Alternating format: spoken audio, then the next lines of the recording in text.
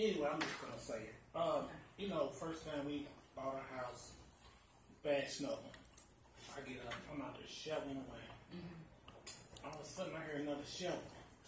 And I said, dang, wow, boy, I'm married the right woman. She's shoveling too. I said, sure, any other would be like, well, okay, the insurance paid. Well, I don't know.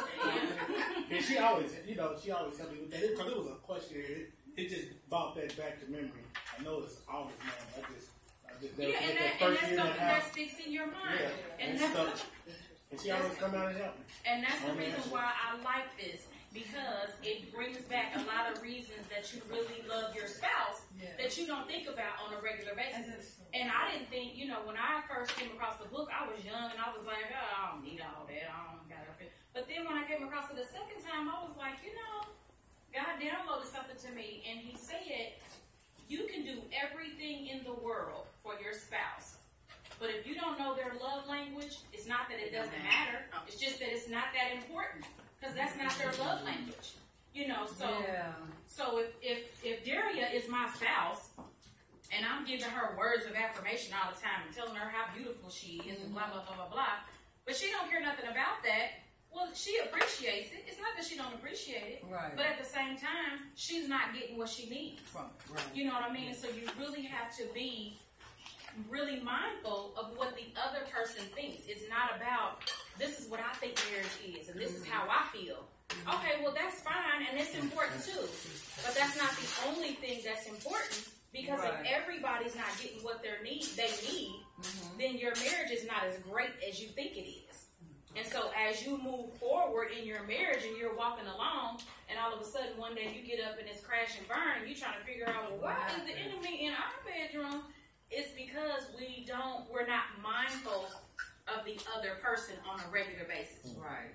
So, you know, for me, I have learned to get up and pray, God, show me what it is. Show me what I need to do to make my spouse feel loved. Because I just felt like, okay, I'm doing all this stuff, and it's just like I'm invisible, and he's not paying attention to none of this stuff that I'm doing. And even though that stuff was good, it was not his love language. So it's almost like, I don't feel love. Even though your spouse is right here all the time, and they open the door for you, and they get your food for you, do whatever, if that's not your love language, then it's not exciting.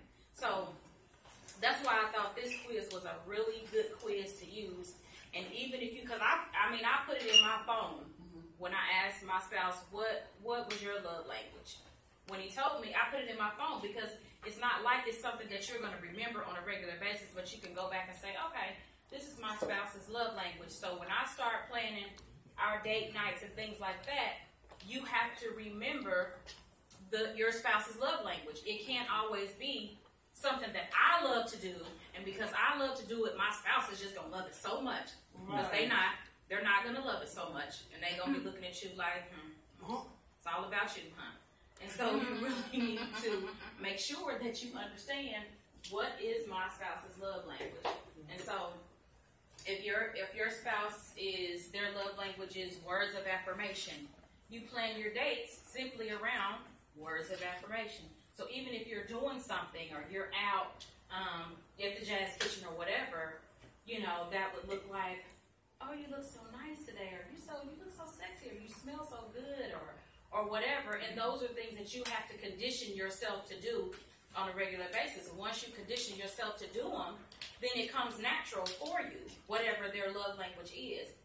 And then I suggest, as the years go on, you revisit it and take the test again, because I believe that people's love languages change. Yeah.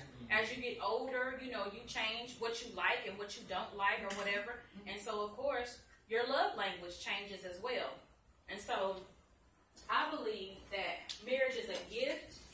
I believe that it is a status as well as an office.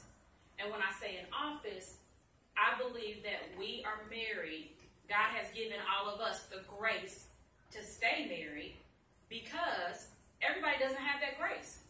I know plenty of people that are really nice people, that are really good people, that are single and have been single forever. And I'm trying to figure out, well, why is this person still single? He's a great guy. Right. She's a great girl. You know, but why are they single? And some of us just have a little bit more grace in certain areas than others. And so I think that we need to be grateful about marriage. I think that we take it for granted on a daily basis. Our lives are real busy. One spouse is going one way, one spouse is doing something else. If he's got gifts and talents, she's got gifts and talents, and sometimes you kind of come together and kind of support each other. But then, for the most part, you're off dealing with whatever it is that God has called you to do. And it's easy to just say, oh, we've been together 20 years, you know, give it a rest. I don't have to do all that. But you do. You have to work at it. And some people will say it's hard. I don't necessarily think it's hard. I just think that it's something that you have to condition yourself to do like you do anything else.